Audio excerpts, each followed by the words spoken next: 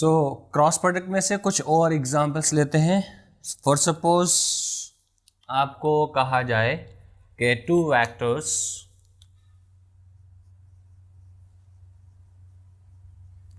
Of magnitude 3 units and 4 units in xy plane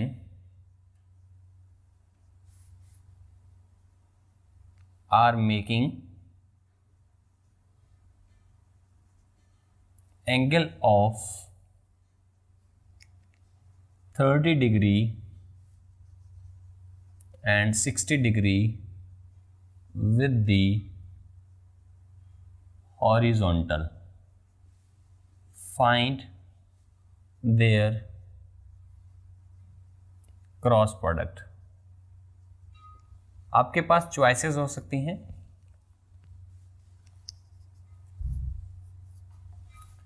that में B 12 units along x axis,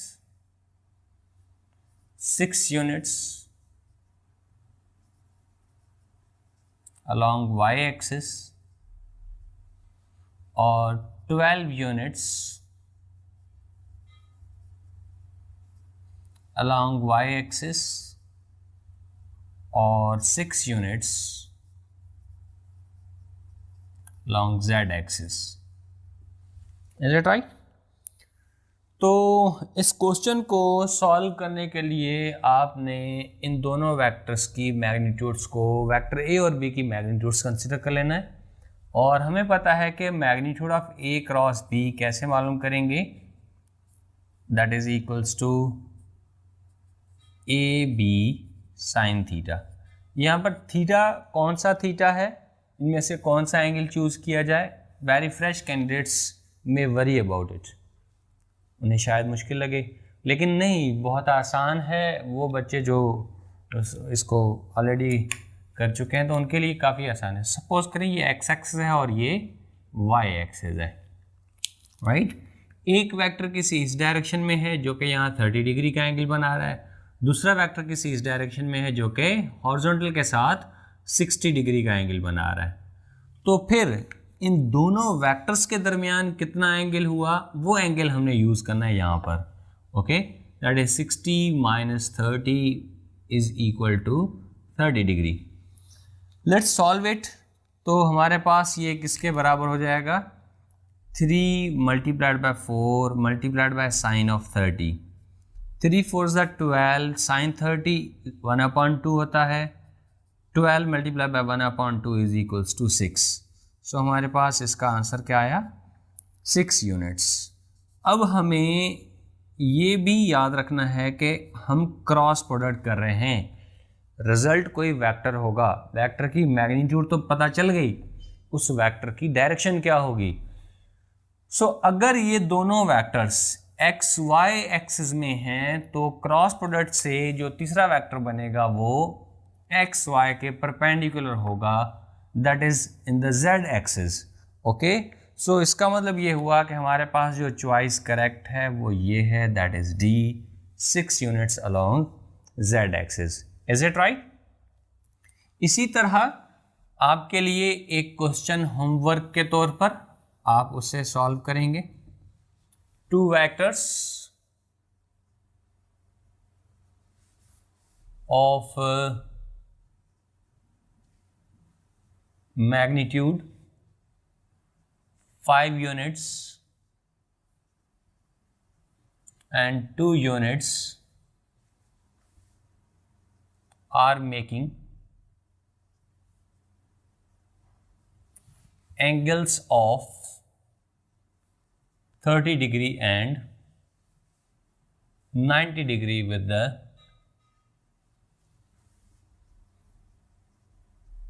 horizontal.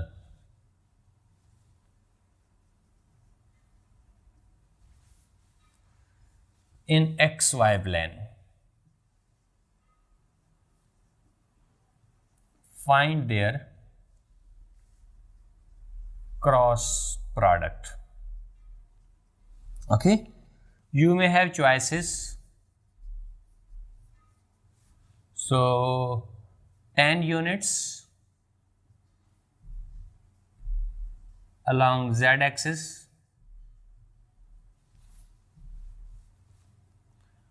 5√3 units along z-axis, 10√3 units along z-axis, 5/√3 units along z-axis. So you will solve it and answer it in the comment box, right? इसी तरह आपके लिए एक और सवाल है, गौर करें please.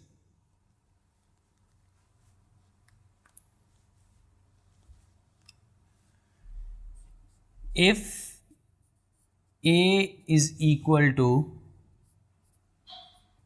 I plus J and B is equals to J plus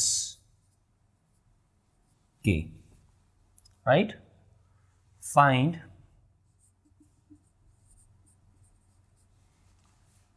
the magnitude of their cross product.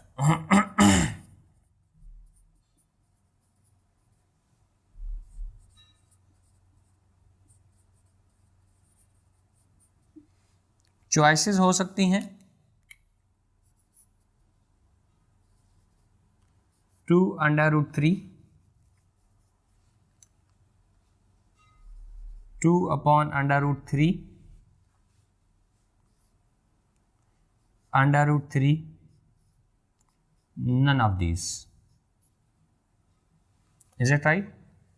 आपने करना क्या है इस सवाल में, इन दोनों वेक्टर्स का क्रॉस प्रोडक्ट मालूम करना है, और क्रॉस प्रोडक्ट मालूम करने के बाद जो भी रिजल्ट है वो आई जे के की फॉर्म में होगा, आपने उसकी मैग्नीट्यूड मालूम करनी है। बड़ा आसान है। चलिए ये क्वेश्चन मैं करवा देता हूँ, गौर कीजिएगा। ए क्रॉस बी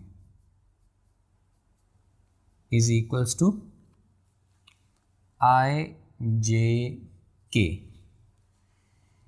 ए के साथ 1 देन 1, के कंपोनेंट 0, के है ही नहीं। बी में आई कंपोनेंट 0, जे 1, के की जगह भी 1। Is it right? इसे मज़ीद सॉल्व करेंगे और मैं इसे डायरेक्टली सॉल्व करने जा रहा हूँ। अगर आपको यहाँ पर किसी किस्म की परेशानी हो कि हाँ जी सर आपने डायरेक्टली सॉल्व कर दिया है, तो मैं आपको सजेस्ट करूँगा कि पिछली एग्ज़ाम्पल जो मैंने दी थी पिछले बोर्ड पे, तो आप उस एग्ज़ाम्पल को फॉलो करें और स्टेप्स फॉलो करके सॉल्व कर लें। फिर भी समझ ना आए तो मुझे इसके स्क्रीनशॉट लेके मुझे व्हाट्सएप करें, आई विल एक्सप्लेन इट। मेरा नंबर आपको पता है, मेरी बैच के सारे स्टूडेंट्स जो भी मेरी बैचेस में फ़िज़िक्स पढ़ रहे हैं, मेरा नंबर है 034682512232, व्हाट्सएप ओनली, राइट? तो जो भी मसला हो, जो भी परेशानी हो, कोई सवाल पूछना हो, डिस्कस करना हो, कहीं तक समझ नहीं आ रही कोई चीज़, स्क्रीन को कैप्चर करें, व्हाट्सएप कर दें अपने नंबर, अपने नाम और बैच नंबर के साथ, I will explain it, right? So दूसरी चीज़ ये कि अगर आप व्हाट्सएप कर रहे हैं तो मैं आपके बैच वाइज ग्रुप बना दूंगा ताकि डिस्कशन आसान हो जाए। सो प्लीज़ गौर करें। इसको कैसे सॉल्व करेंगे? इसको सॉल्व करने के लिए हम सबसे पहले चूज़ करेंगे आई को सॉल्व करना है, इसको इसके साथ क्रॉस मल्टीप्लाई, इसको इसके साथ। So 1 multiply by 1 is equals to 1 minus 0 multiply by 1 is equals to 0 minus j के लिए सॉल्व करेंगे तो गौर करें, ये वाला कॉलम छोड़ देंगे, ये रो छोड़ देंगे। Then 1 multiply by 1 is equals to 1 and 0 multiply by 0 is equal to 0 plus K के लिए सॉल्व करेंगे तो ये कॉलम और ये रो छोड़ देंगे। So 1 multiply by 1 is equals to 1 and 1 multiply by 0 is equal to 0। तो हमें क्या मिला? 1 minus 0 is equal to 1 I. So हमें मिला कि A cross B is equals to I multiply by 1 that is I, right, and minus J plus K, I minus J plus K, हमें A cross B ये मिला। अब हमें इसकी magnitude निकालनी है, तो इसकी मैग्नीट्यूड क्या होगी? बहुत आसान है, मैं डायरेक्ट करने जा रहा हूँ इसकी मैग्नीट्यूड। 1 का स्क्वायर 1, फिर से माइनस 1 का स्क्वायर भी 1, और फिर से 1 का स्क्वायर भी 1, so that is equals to under root 3। Okay, so which choice is correct over here? We say yes, C choice is correct. Okay, now please capture it down. आगे बढ़ते हैं। Okay ji,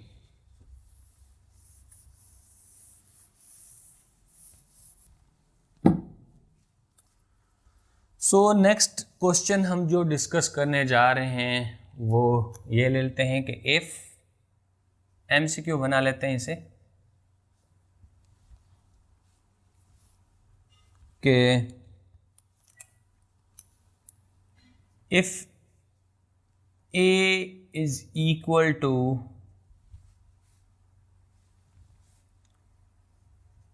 2I minus 6J minus 3K and B is equal to 4I plus 3J minus K, then find unit vector perpendicular to the plane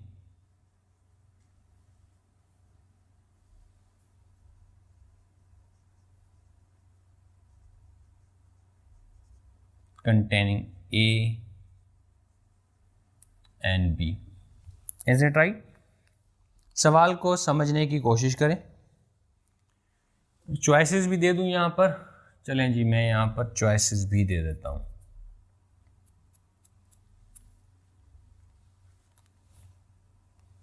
सो आपके लिए choices हैं 6I upon 7 minus 2J upon 7 plus 3K upon 7। B choice है 3I upon 7 minus 2J upon 7 plus 6K upon 7। C choice है 3I upon 7 plus 2J upon 7 plus 6K upon 7, and D choice है 6I upon 7 plus 2J upon 7 plus 3K upon 7। आपके पास ये choices हैं। मैंने unit vector की notation नहीं लगाई है, ये लगा लें, MCQs में बहुत ज़्यादा इम्पॉर्टेंट नहीं होता इसे लगाना। ओके जी, नाउ इस क्वेश्चन को सॉल्व मैं तकरीबन पहले भी करवा चुका हूँ, कुछ हिस्सा इसका देख लेते हैं सॉल्व कैसे किया जाएगा। सबसे पहले तो आपको इस क्वेश्चन की लैंग्वेज समझनी है कि क्वेश्चन पूछ क्या रहा है। क्वेश्चन कह रहा है कि आप इन दोनों वेक्टर्स के परपेंडिकुलर कोई यूनिट वेक्टर मालूम करें, राइट। तो यूनिट वेक्टर मालूम करने के लिए आपको पहले तो इन दोनों वेक्टर्स के परपेंडिकुलर तीसरा वेक्टर मालूम करना होगा, और उस तीसरे वेक्टर का फिर आप यूनिट वेक्टर निकालेंगे, वो आपका आंसर होगा, राइट। तो इन दोनों के परपेंडिकुलर तीसरा वेक्टर कैसे निकालेंगे? क्रॉस प्रोडक्ट के रूल से, कि हमें पता है vector C is equals to A cross B and that is equals to I J K। I के कंपोनेंट्स 2 और J के लिए है -6 और K के लिए -3 and then 4 3 -1। Is it right? फिर हम इसे सॉल्व करने की कोशिश करते हैं, राइट। तो वेक्टर C जो कि क्रॉस प्रोडक्ट है A एंड B का, उसके लिए आई कंपोनेंट आप सबसे पहले ड्रॉ करेंगे। आई, ये कॉलम और ये रो, ये कॉलम और ये रो छोड़ देंगे। 6 multiplied by 1 is equal to 6, minus minus plus हो जाएगा। माइनस यहाँ फार्मूले का आता है 3 3 इज द 9, बट माइनस 9 तो माइनस माइनस प्लस 9। ये स्टेप मैं छोड़कर कर रहा हूँ, आप लोगों को अगर डिफिकल्टी हो तो स्टेप सारे फॉलो करें। माइनस जे के लिए सॉल्व करेंगे तो ये कॉलम ये रो छोड़ देंगे। 2 1 द 2, माइनस 2, माइनस फार्मूले का 3 4 the 12, minus 3 4 the minus 12, minus minus plus 12। फिर के लिए सॉल्व करेंगे तो आप क्या करेंगे, के का कॉलम और रो छोड़ देंगे। 2 3 द 6, माइनस फार्मूले का minus 6 multiply by 4 is equal to minus 12, minus minus minus 24, minus minus plus 24 हो जाएगा ये। Is it right? तो ये हो गया 15i minus 10j plus 30k। Am I right? आपको तीसरा वेक्टर मिल गया। अब अगर आपसे मैं सवाल करूं कि वेक्टर सी, ए और बी के दरमियान एंगल क्या है, आप कहेंगे जी सी का ए के साथ भी 90 डिग्री का एंगल बनेगा, सी का बी के साथ भी 90 डिग्री का ही एंगल बनेगा। ओके, क्रॉस प्रोडक्ट के रूल के हिसाब से तीसरा वेक्टर जो बनता है वो दोनों मल्टीप्लाइड वेक्टर्स के परपेंडिकुलर बनता है। अब हमने इस तीसरे वेक्टर का यूनिट वेक्टर मालूम करना है जो कि ए के भी परपेंडिकुलर होगा और बी के भी। तो इसका यूनिट वेक्टर मालूम करने के लिए आसान तरीन तरीका यह है कि कॉमन मल्टीपल देख लें। इसमें कोई आ रहा है तो मुझे लग रहा है कि जैसे कुछ कॉमन है और वो कॉमन है मेरे हिसाब से 5। ओके, अगर 5 को कॉमन ले लें तो यहाँ पर बचेगा 3i और minus 2j plus 6k। Am I right? अब आप इसका यूनिट वेक्टर ले लें तो इसका जब आप यूनिट वेक्टर मालूम करेंगे तो हमारे पास सिंपल सा तरीकाकार क्या होगा कि unit vector is equals to vector divided by magnitude. तो इसकी मैग्नीट्यूड 3 2 6 मैग्नीट्यूड 7 आएगी, बार बार डिस्कस कर चुके हैं पूरे चैप्टर में। तो ये हो जाएगा 3i upon 7 minus 2j upon 7 plus 6k upon 7। Okay, suppose करें कि आप जो है वो 5 को कॉमन नहीं लेते तो क्या होगा, तो यहाँ पर होगा 15i अपॉन 35। 5 को कॉमन लिया, 5 डिस्ट्रीब्यूट होगा सबके साथ, वही कैंसिलेशन हो जाएगी, बाद में भी आपको यही आंसर मिलेगा। So this is the right choice. So कौन सी चॉइस सही हुई? Choice B, 3i upon 7 minus 2j upon 7 plus 6k upon 7। Is it right? तो इसके रिलेटेड भी आपने एग्जाम्पल सॉल्व कर लेनी है। Unit vector perpendicular to the plane containing A and B.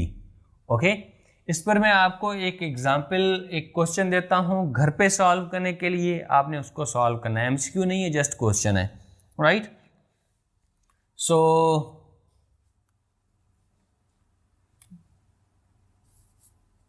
Homework है आपका, if a is equal to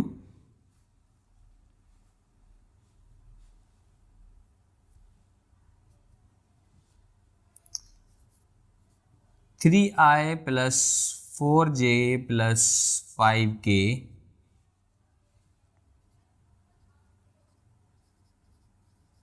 and b is equals to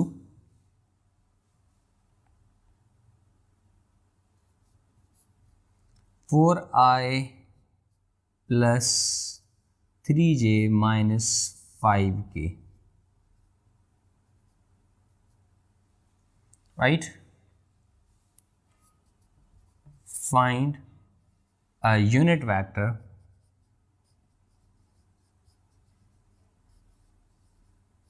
perpendicular to both A and B. आपने इसे सॉल्व करना है, प्रैक्टिस कर लें। आंसर आप कमेंट बॉक्स में कमेंट करें या फिर व्हाट्सएप करें। Is it right? नाउ इसके बाद एक और नौइयत का सवाल भी आता है क्रॉस प्रोडक्ट में से, उसको भी देख लेते हैं कि आपको दिया जाए कि if a is equals to i plus j plus k and b is equal to I plus j minus 2k. Find the area of parallelogram formed by these vectors as adjacent sides. Is it right? आपको दो vector दिए गए हैं a और b और आपसे कहा गया है कि आप उस पैरेललोग्राम का एरिया मालूम करें जिसकी ये साइडें हो सकती हैं। तो एरिया ऑफ पैरेललोग्राम मालूम करने के लिए हमें क्या करना होगा, हमें थोड़ा सा रिकॉल करना होगा कि हमने पढ़ा है कि area of parallelogram is equal to magnitude of A cross B. This is the key point, right? अब अगर ए क्रॉस बी की मैग्नीट्यूड मालूम कर लें वो एरिया ऑफ पैरेललोग्राम होगा, इस सवाल का जवाब होगा। तो ए क्रॉस बी की मैग्नीट्यूड मालूम करने के लिए पहले हमें ए क्रॉस बी मालूम करना होगा। सो ए क्रॉस बी पहले मालूम कर लेते हैं। ए क्रॉस बी मालूम करने के लिए we may write here i j k and i component over here is 1 then 1 then 1। A में 1 1 1, राइट? बी में क्या है 1 1 and -2। Let's solve it. इसको सॉल्व करने के लिए मैं डायरेक्टली करने जा रहा हूं i, okay, 1 multiply by 2 -2 minus फार्मूले का 1 multiply by 1 is equals to 1 minus j के लिए सॉल्व करेंगे 1 multiplied by -2 is equals to -2 minus 1 multiply by 1 is equals to 1 plus k, और के लिए जब इसे सॉल्व किया जाएगा तो के का column 1 multiply by 1 is equals to 1 and minus 1 multiply by 1 is equals to 1। Is it right? Okay, तो ए क्रॉस बी क्या आया -2 multiply by -1 is equals to -2 minus 1 is equals to -3, so this is -3i। okay, -2 minus 1 is equals to -3 minus plus 3j। 1 minus 1 is equals to 0, तो 0 का कोई component नहीं है, तो आपको ये क्या मिला a क्रॉस b। अगला स्टेप क्या है, आपने इसकी मैग्नीट्यूड मालूम करनी है, तो magnitude of a cross b क्या होगी? सिंपल सा तरीका है, अंडर रूट -3 का स्क्वायर प्लस 3 का स्क्वायर। सो -3 का स्क्वायर 9, 3 का square 9, under root 9 plus 9 that is equal to under root 18, जिसको आप ऐसे भी लिख सकते हैं अंडर रूट 2 टाइम्स 9, जिसे आप ऐसे भी लिख सकते हैं कि this is equals to 9 under root से बाहर आ जाएगा 3 under root 2। So this is a cross b, magnitude of A cross b. अगर magnitude of A cross b ये है तो यही एरिया ऑफ पैरेललोग्राम भी होगा।